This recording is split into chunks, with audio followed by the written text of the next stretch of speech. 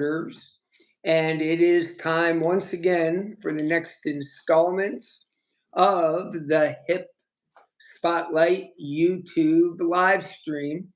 And today we have a very special guest joining us all the way from Iowa. Ladies and gentlemen, say hello to James Richards from the band Divergent. Divergent. Hello, James. Hello, Andy. Thanks for having me on today. I really appreciate it. Well, you're welcome. There's a lot to talk about when it comes to the band Divergent. And as a musical creative, now more than ever, it's hard keeping a band together. And it's also a world considerably torn asunder, lots of distractions. But it seems to me, James, nothing is coming between Divergent and the creation of new songs. True or false, James, you are the principal songwriter of Divergent. That is true. Absolutely. And you've been writing songs a long time. In fact, you met the bassist, Mike McAlister, the second out of three members of Divergent, quite a long time ago. A long time ago. Yeah, way back in 1973. My family moved back to Red Oak, Iowa, which is my mom and dad's hometown, in 1972. And then I met Mike in junior high school because he found out that I played guitar, and I found out he played guitar. And so we started hanging out. And we used to play on my front porch after driver's ed class. And that's kind of how we got going. And then somewhere along there, I told him, "Hey, I think you should be a bass player because you have really long fingers."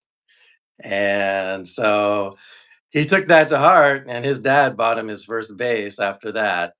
And then Mike became a bass player, and we've been making music ever since. Now, even in your teens, James, you were gigging. Oh yeah, absolutely. Yeah, playing high school proms and homecoming dances, and hosting our own dances in our hometown, playing fairs and that sort of thing. We had a great time.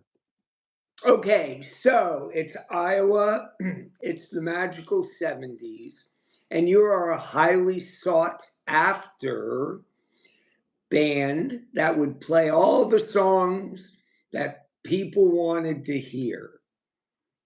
Right. Yeah, we played almost every weekend, and particularly during prom and homecoming season. And our other guitar player, this is kind of a funny story. He was a football player. He went to a different high school than we did. And he used to play the first half in the football game. And then at halftime, his coach let him leave and come with us so we could set up for the next homecoming dance, wherever that would be, maybe the town over or a couple towns over. And so imagine that he'd play football and then come over, and then we do a 4-hour gig. So we had a lot of energy back in those days. It's amazing how much stamina you have when you're young and ready to rock. And you played the songs that were obviously requested, but you played the hits. And perhaps you could share with everybody tuning into today's transmission some of those artists you recreated as you entertained all the young people. Oh yeah, so we were playing all the hits back then, which are all considered classic rock songs now. So we cut our teeth on Deep Purple, Foghat, um, Lots of bands like that. Boston, Kansas, Grand Funk Railroad is one of our favorites. All those bands, and their songs were so good, and people loved them, and everybody just had a great time, and that's what it was all about. We're talking about some of the greatest bands ever, and even the young people here in the 2020s are rediscovering these bands. Might have heard them, in the car with their parents, but they're Oh yeah. rediscovering them on their own and realizing that there is a reason we call it classic rock. Oh, absolutely. And for me, it's all about the song. If the song is good, it can become iconic and, you know, be attractive to generations to come. And Mhm. because the song is good. If the song's good, it will last. Well, it's been said that we listen to music to feel the way we'd rather be feeling. And at some point in your life journey, I would surmise, took all the lessons that you learned, not only listening to, but performing some of these songs. And it's songwriter James. Oh yeah. So I started playing guitar when I was 12, and then I wrote my first song when I was 14. And I don't know, I wrote a lot of poetry leading up to that point in my life, like when I was 9, 10, 11 years old. I did a lot of writing. I went to Burris Laboratory School in Muncie, Indiana, and they had a lot of writing opportunities, and I think it stoked my desire to write and create. And so when we moved back to our hometown, I started playing guitar even more. And so songwriting just kind of went from poetry to, hey, let's write a song and let's put lyrics to it. And I had so much fun doing it that I just kept doing it, and I'm still doing it to this day. I've never really stopped. I've got boxes in my basement with lyrics from 1970s and 80s, and some of these songs are coming back to life now in Divergent, and that's what's really exciting. It has been noted that most of the most talented creatives in the human family, they end up shifting off this mortal coil with their best music still inside of them. Right. And we get it. Life's what's happening when you're busy making other plans. You took a many-year break, but man, are you and Mike and now your little brother Paul, you guys are on fire.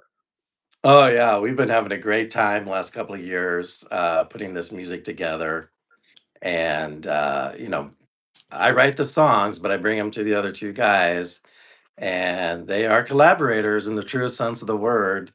And I encourage them to do their thing, to make contributions to the arrangements, to come up with their own parts, because I want them to do that, and they want to do it, and that's what makes it so collaborative and energetic.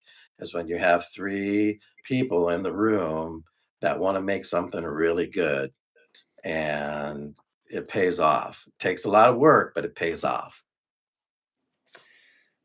It's so much fun. As a member of a three-piece band, because many bands, they lean on extra members. We never did. We were a three-piece. Mhm. And it would be suggested all the time, well, you should really sort of flesh out your sound with this, that, or the other thing. But to really boil down the rock and roll experience, would you agree? There's really nothing else you need but bass guitar and drums. Now, you also double on keyboards, I and it do. seems like for three people, y'all got it going on, whether it's a rock song. or a keyboard driven song like Not Until It's Right. Hmm. Really, you are a three piece that can really recreate. And ladies and gentlemen, you're going to find this out with their upcoming new sophomore effort, new record, Divergent, Rev It Up. Uh, you really do have it all right there at your fingertips, it seems. Yeah, I think adding the keyboard really brings in a lot of different applications and directions that the music can go. Um, you know, we love to rock. I love to rock. And I love playing power chord rock, no doubt about it.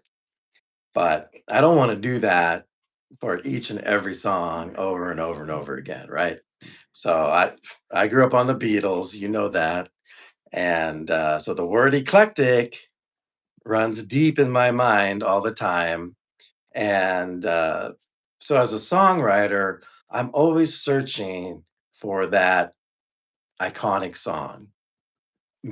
For me, as a goal, if I can just write one song that resonates with millions of people around the world, that would be the ultimate for me. And then I could say my job here is done. So every time I sit down with my guitar at the keyboard and I start to create, always in the back of my mind, I'm thinking, is this is this good enough to be an iconic song? And that's how I kind of uh, you know process my songs so that the ones I really work on and finish are the ones that I think have a lot of legs and could potentially become an iconic song. There are a lot of ideas that I work on and then I kind of put them aside because they don't ring that bell for me. But the ones that do, then I really work on those hard. And that's the thrill of songwriting. It's the thrill of the chase. I think it's important to have a goal like that. I mean, everybody has their own goals, which they should, but that's my goal. Mhm. And that's what keeps me coming back to my songwriting and keeps me sitting down on my keyboard because I'm always looking for that next big one. Mhm. You bet. Well, I will share with you, James, and the folks tuning into this transmission. Lots of us in the musical sphere, we take a break from it and we say we're going to go back and do it. They will say to me, before I have no more time left, I want to do just one more record. One Mm. more record. It's on my bucket list Oh, to yeah. do one more record. So, Running Free, your debut LP, turned out outstanding. Here at HIP, we had the great pleasure of promoting the uh, title track, Running Free, as well as Not Until It's Right. And James, it's very clear that to do one more record to check off something on your bucket list wasn't enough. Now there's the follow up to Running Free. It's called Rev It Up. And this record takes it to the whole new level here. Quite, as the band suggests, quite divergent, quite expansive. The songcraft, I think you've really stepped it up on this new record. There are more songs on this new record than there was on the debut Running Free. And the songs really do run the gamut from just the straight up pedal to the metal, balls to the wall you hear and Rev It Up to very, very intricate. Obviously, these songs were not a small undertaking.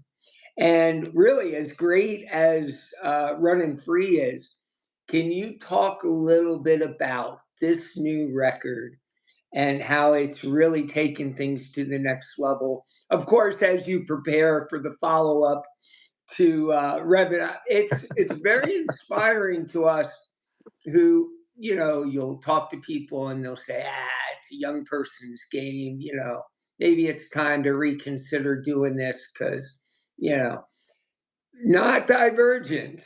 Oh no, we, like I told you before, we have a lot of fuel in the tank.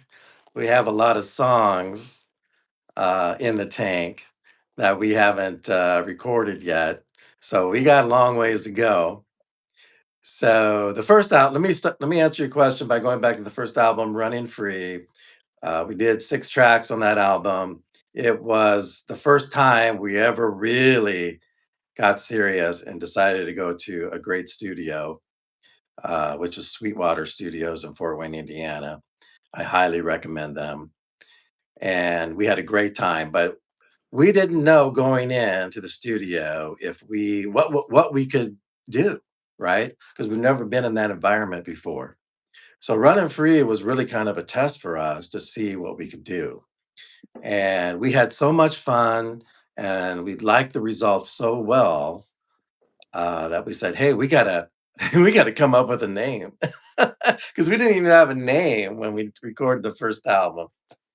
So then we spent 4 months figuring out what to call ourselves. We finally came up with Divergent because it aptly describes how our music diverges across genres. And so when we went back to Sweetwater to do the second album, Rev It Up, I think we had a better sense of what we could do in the studio, having been there already. And we were working again with our producer, Jason Peets, who is like a fourth member of our band. He gets what we're doing and he's really easy to work with. He does a great job. And so when we picked the songs for Rev It Up, I do think we tried to uh, hit a higher gear, and we were aware that we we uh, we could do it, and so we picked songs that I think reflected that. And like you said, these songs run the gamut from hard rockers. We've got one that's kind of a pop soul record in there. We've got one longer progressive song that has keyboards and lots of layers. And um, so, yeah, we're really proud of this record. We think it really reflects what we do and how we do it. And we're really anxious. Rev It Up's now out, the first single. It's getting a great response. The second single, Give Her Love, is going to be coming out March 3rd. And I think that's going to be a good one. We're going to release 4 singles and then we'll release the whole album. So we've got a few months here to kind of roll this out and enjoy each single. And then we're going back to the studio in September and we're going to do 8 or maybe 10 tracks. We'll see. So that hasn't been full. That's still running around in my mind. Maybe we should do 10 tracks. And I think we'll do the same thing, but I think every time we want to step it up, and I think we can. So we're excited to go back a third time now. A lot, if not almost 100% of the viewership of the Hip Spotlight YouTube live stream are fellow musical creatives. You bet. And they watch because they want to try to pick up something. Or, if Andy's talking to them, they're probably worthy of my attention. People will go after watching this and check out your stuff. But I know many are watching. It's like, how does this guy write so many songs? And none of them are a throwaway, and none of them are an album track. They're all stellar. James, you're a keen social observer, not just the world at large, but interpersonal relationships. How does this song process go? Because are you the guy who wakes up in the middle of the night and has a little tape recorder or jots things down? And it's very impressive that you can keep cranking out the songs? How do you do it? Well, I would say the number one thing is having an open mind. Always keep your mind open and free. The minute you start closing your mind, then you're going to start losing creativity. I think that's key. And so I'm always looking for opportunities in daily life that not only opens my mind, but expands my mind. I'm looking for that stimuli. So my wife and I joke about how I like to watch offbeat movies Mhm. because I like to be surprised emotionally. You know what I'm saying? That's Mhm. what keeps your creativity flowing. So if you watch something that takes you by surprise and all of a sudden fills you with a certain emotion, that carries over into your creative process. Or like if I watch music award shows and I watch artists receiving awards and then playing their music and people loving it, or even musical documentaries on artists. Mhm. I watched one on Ozzy Osbourne the other night, and that got me all stoked and filled with creativity. Or just TV shows, or I tend to. I don't read as much as I used to because I have tinnitus in one ear, so I like to have noise around me. So movies really work well for me in documentaries, or just listening to other artists' music. So Mhm. I'm always on Spotify checking out new artists and seeing what people are doing. Um, so that all lends into the creative process, but keeping your mind open, because when I sit down, I never sit down. Well, yeah, sometimes when I sit down, nothing happens, right? I'm playing my guitar, keyboards, and I'm kind of searching for new ideas, and it's just dry, right? Mhm. So you don't force it. You just say, okay, today's not the day. I'll come back tomorrow. And then Mhm. other times when I sit down, it's like, wow, where's this coming from, right? Mhm. And so I think this stuff kind of builds up in you unconsciously. And then when you open your mind, it just flows out. That's how it works for me. Um, Mhm.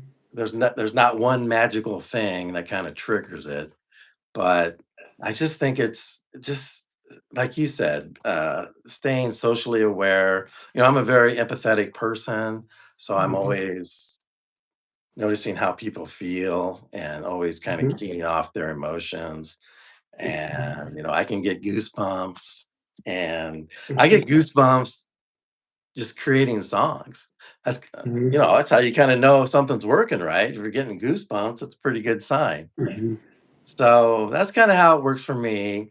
I also found that, like, when I get up early in the morning and particularly after a good night's rest, and I just come into my home studio and start messing around Mhm. before my mind is thinking about what I'm doing that day, right? Mhm. And that's usually an open gate. And I've written a lot of songs in the morning, and again, that's just being open, right, to that possibility. Or another thing I've noticed is, like, when we were in the cover band, we were doing a lot of cover tunes, and so I used to learn guitar solos note for note. And you're working on a great guitar solo from another artist, and you're just getting it down note for note, but then you kind of have to take a break. You can only do that for so long. Mhm. So I just take a break, turn around, and just start messing around with my guitar, and boom, I'll have an idea, Mhm. because it's like I just opened my mind, right? I was so focused on learning that solo note for note. And then when I switch gears, boom, my mind just opens up, and here comes a riff or a lick or something. And so you just gotta know kind of when those moments are right for you, and just kind of always be there. This band can do the full-on rockers. They can do the pure pop, pocket symphony. They can do progressive. There's even Hmm. a love song on the new record, Rev It Up, Oh isn't there, yeah. James? Oh yeah. All we need is love. Oh yeah. I get kidded because I write a lot of love songs, actually. Um, and there's nothing wrong with that, There's, Like Paul McCartney said, right? yep, absolutely, Yeah. absolutely. The world needs more, and of course, that will be coming up later on in 2026. But just recently, I need to let the folks tuning in today and/or on YouTube at a later date. They do need to go check out your debut music video for Rev It Up. Now, in my mind, I think it was a morning, like you said, and you said, you know what?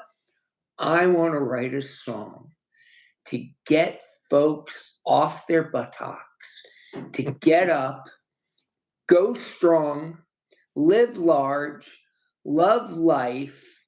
Um, it's it's a short dance in the sun, and talk about Rev It Up and how that song really is an anthem for anybody who wants to be motivated, wants to be inspired.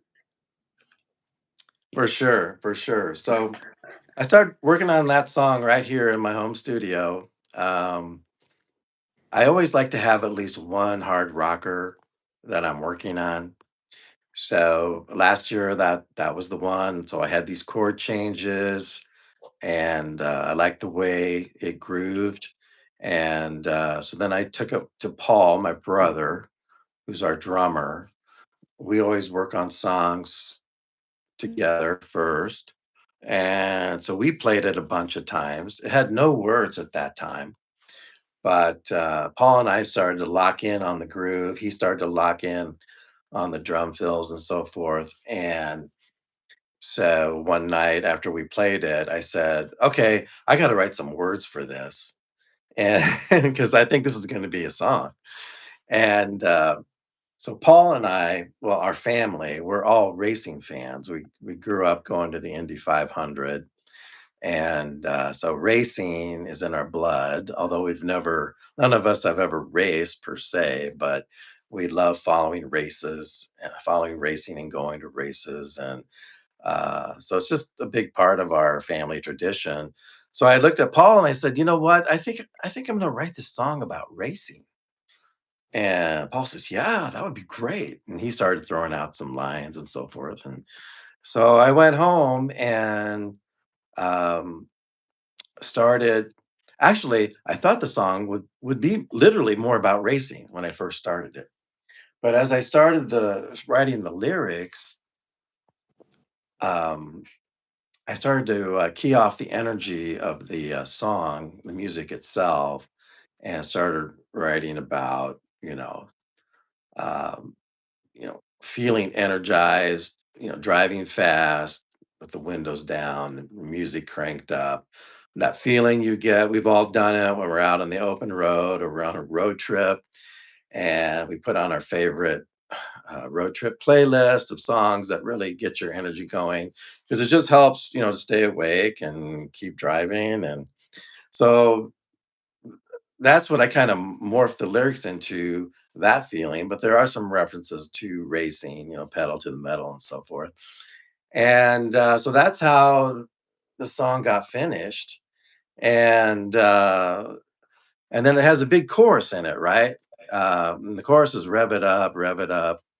And but I knew it'd be three words. But when I was trying to figure out what the chorus should be, I was having trouble kind of locking in those three words because in my mind this would be a song that you want to play in front of a big crowd and have them sing the chorus, and so I knew it had to be something that people would relate to. And after several attempts I finally hit on rev it up, and it just fit the song perfectly. So hopefully someday we can play this live in front of a huge audience and everybody can sing Rev It Up to their heart's desire as loud as they want to.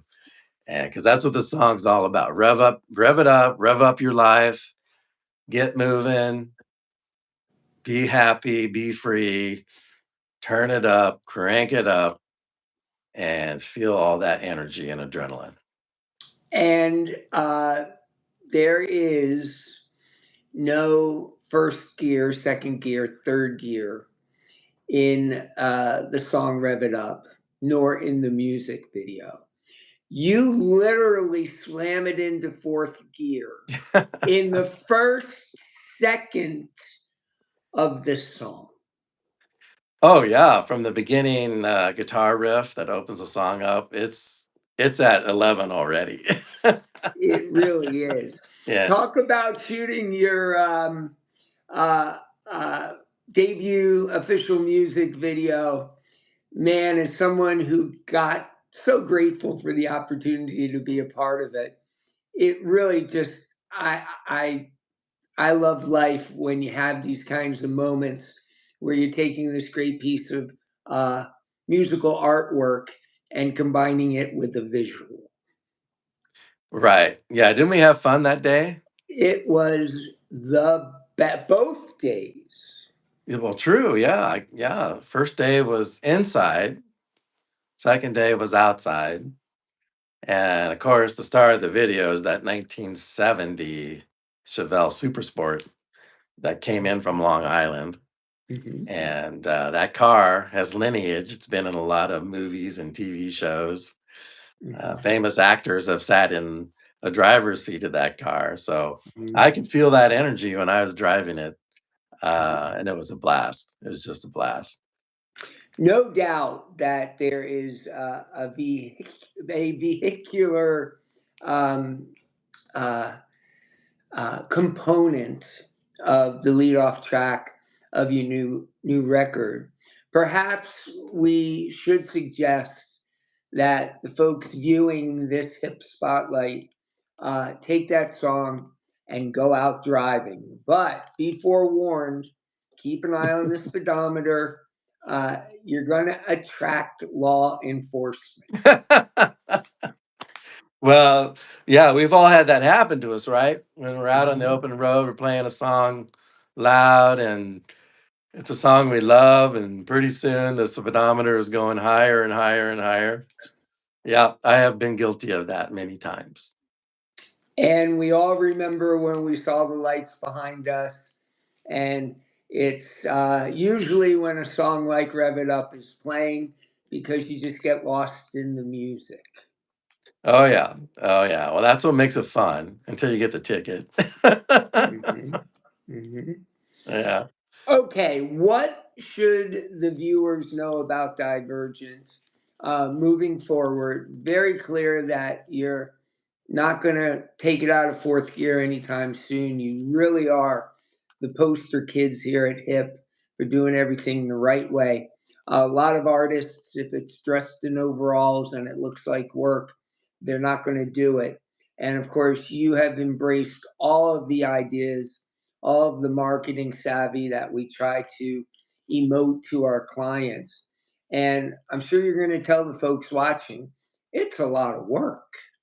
Well, it is a lot of work, and we have learned so much from Andy, you and your team.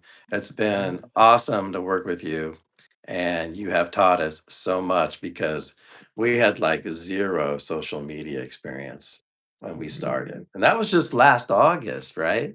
It was very much a short time ago. And you guys are such great students. And it really does speak to the level of commitment. And so many people in this business, James, they're just not serious people. Well, if you believe in your music and what you're doing, you have to be serious about it because it's not going to happen. Nobody's going to come along and just hand it to you on a silver spoon. Not going to happen. And my life, the best things I've ever done, to be honest with you, in terms of being successful is where I've taken risks. I mean, there's an old adage, no risk, no reward, no pain, no gain, right? And, I'm old enough now to know I can look back in my life and see the periods where I took risks. And those were the periods that led to my greatest successes. And, when I was, we played in the cover band in high school, and then we all went off to college. And I thought about going to California at that point, just seeing, what I could do. And I didn't take the risk. I decided to play it safe, stay in Iowa. I went into business. I've done well in business, absolutely. But so I always had this itch that never got scratched. And now we're scratching it. We're scratching it hard. And it's been so much fun. And it feels so good. So before we wrap up here, uh, we need to know it's plug time. We need to know how everyone watching can go find out more about Divergent. Well, we're on Instagram, we're on Facebook, we have a YouTube channel. So we're out there on all the socials. We have a website, divergentmusic.com. That's probably the best place to go. You can see our bios and hear about our story, see all the press that we've received, thanks to you and your team, Andy. That's all out there on our website. Links to our music, links to our YouTube channel, and so forth. It's all there. So, again, divergentmusic.com. Check that out for sure. Well, you have to show up every day now as a musical creative. You can't just lean on a marketing team anymore.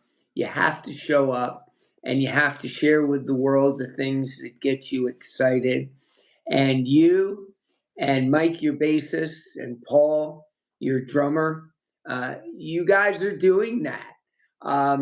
It's just great. I mean, the greatest mistake in life is continually fearing that you're going to make one. And you guys just get in front of the camera, you do your thing. I enjoy it immensely, and I know others are enjoying it, because aren't we seeing an uptick across the board? More people are finding out about Divergent. Well, they are. And with Rev It Up, the single just being rolled out a couple weeks ago, we're starting to see a big uptick on our Spotify streams. So we're really happy about that. I mean, when we started this, nobody knew who we were. We started from ground zero, I tell you. And, we put things out there and hardly got any response, but we just kept grinding, right? Kept fighting the good fight, right, Andy? Yes. And it's paying off. It's paying off. All right, well, we can't wait for what's next. As mentioned, Give Her Love. That is March 3rd. There will be more songs coming your way in 2026. Please do go check out Rev It Up. It will make your day. It is that B12 energy shot, and it's free. And it's not going to wreck your liver like those monster rock star energy drinks, right? It's just right there. Go check out Divergent online. And James, thank you very much for joining us today on the Hip Spotlight YouTube live stream. Andy, thanks for the opportunity to be on the spotlight. I really appreciate it. And like I said, we've really enjoyed working with you and your team. It's been great, and we're looking forward to the future. Absolutely. Likewise, enjoy the rest of your day there in the beautiful state of Iowa, and we'll be in touch very soon. Thanks, everyone. Remember, go like and comment and let us know what you think of Divergent. Let us know what you think of these transmissions. There's a reason we do these, is because people want the story. It's now more than ever, you got to tell stories around your music, and we just found out the story of Divergent. Thanks, James. We will talk again soon. Thanks, Andy. You take care. All right, peace. We'll see you. Bye.